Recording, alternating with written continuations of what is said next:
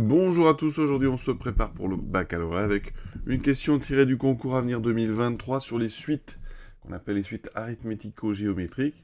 Donc soit UN la suite définie par U0 égale 5 et la relation de récurrence UN plus 1 égale moins 1 demi de UN plus 3.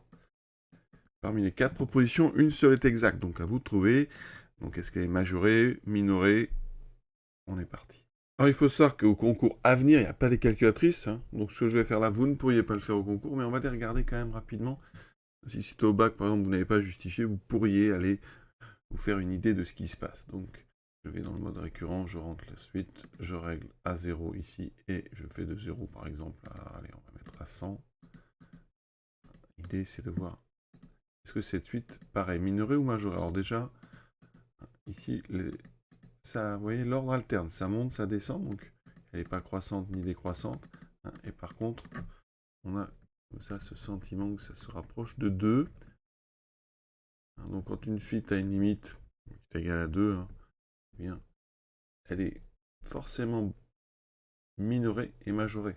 Puisqu'à partir d'un certain moment, tout va être très près de 2. Donc intuitivement, on pourrait penser qu'elle est bornée, donc minorée et majorée. Et là, quand on regarde les propositions, donc il y a minoré par et majoré par, il n'y en a qu'une. Donc la bonne réponse semble être la réponse B. Et évidemment, et ça c'est un raisonnement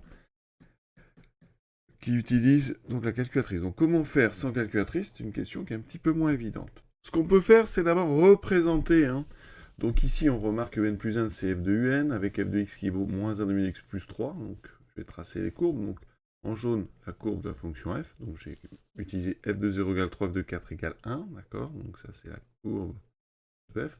Ensuite, j'ai tracé la droite d'équation y égale x. Pourquoi? Eh bien, vous devez savoir en terminale qu'ici, on place notre U0. U0, il vaut 5. Donc, si je veux aller chercher U1, ici, je vais sur la droite jaune, comme ça j'ai f de U1, et je vais aller le lire ici.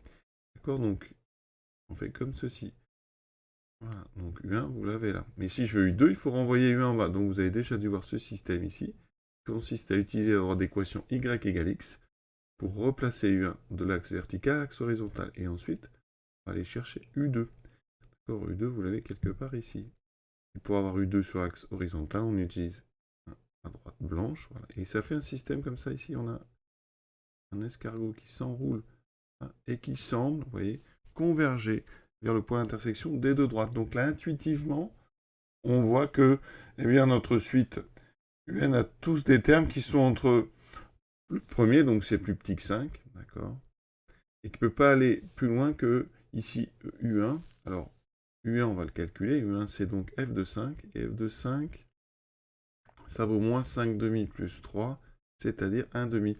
Donc effectivement, intuitivement, graphiquement, on voit que tous les termes semblent compris entre 1 demi et 5.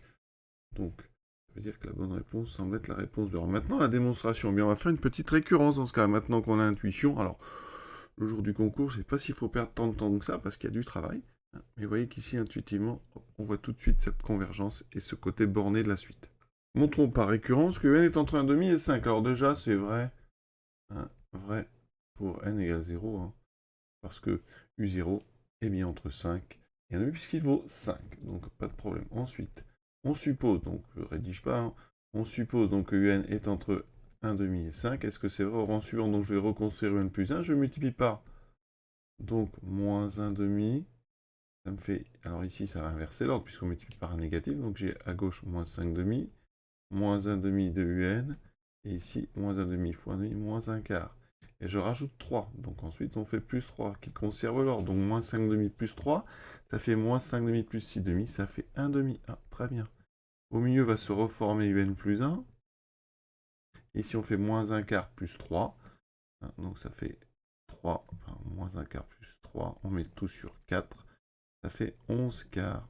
11 quarts, c'est inférieur ou égal à 5. Donc ici, on a bien ceci. On a bien montré qu'en supposant que n est entre 1,5 et 5, n plus 1 est aussi entre 1,5 et 5. Donc, conclusion, on a démontré par récurrence cette propriété. C'est bien la réponse B. Donc, question intéressante et pas évidente à faire en temps comme ça limité lors d'un concours. Voilà, à très bientôt.